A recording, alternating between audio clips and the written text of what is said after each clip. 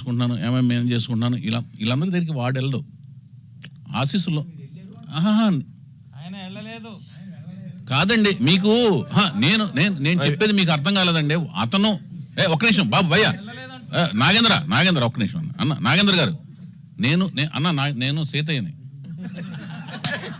I can answer anything. మీరు ఉండండి, మీరు ఆవేశపడకండి అన్న నాగేంద్ర అన్న మీరు నా బ్రదర్. ఈయన ఈ మూర్తి గారు నా అన్న.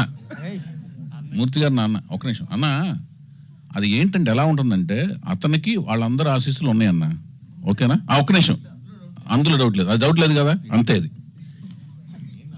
నేనెవరిని కాదు వాళ్ళ ఒక్క నిమిషం అండి అన్న ఒక్క నిమిషం అండి.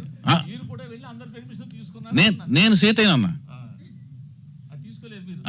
మీకు వద్దు, నేను సీతయ్యని, నేను రామాయణ కాదు. నేను సీతయ్యని. వైవేష్ గారు ఒక ప్రశ్న అండి. ఒక క్వశ్చన్ సార్. వైవేష్ గారు, చౌదరి గారు, ఇలాగా ఇండస్ట్రీలో చాలా మంది టీడీపీ సపోర్టర్స్ ఉన్నారు, అందులో మీరు కూడా ఒకరు. మీరు మీకు ఏం కావాలి చెప్పండి. సరే, మీకు సినిమా మీద కాదు, మీకు మీరే పార్టీ చెప్పండి. Cinema industry. మీరే పార్టీ? Cinema party sir. మరి నా పార్టీని మీరు ఫిక్స్ అయ్యాక మీరెవరు? మీకేం అధికారం ఉంది? మీరు మొన్న ఎవరు కొట్టేశారు? అది చెప్పకూడదు కదా సార్. మరి మీరు ఎందుకు నా గురించి మీరు ఎలా చెప్తారు? నా గురించి మీరు ఎలా చెప్తారన్నా? సరే, క్వశ్చన్ అడుగుతాను. అప్పుడు పార్టీకి అతీతంగా సినిమా గురించి అడగండి అన్న. సరే చెప్పండి. ఇండస్ట్రీలో చాలా మంది టీడీపీ సపోర్టర్స్ ఉన్నారు.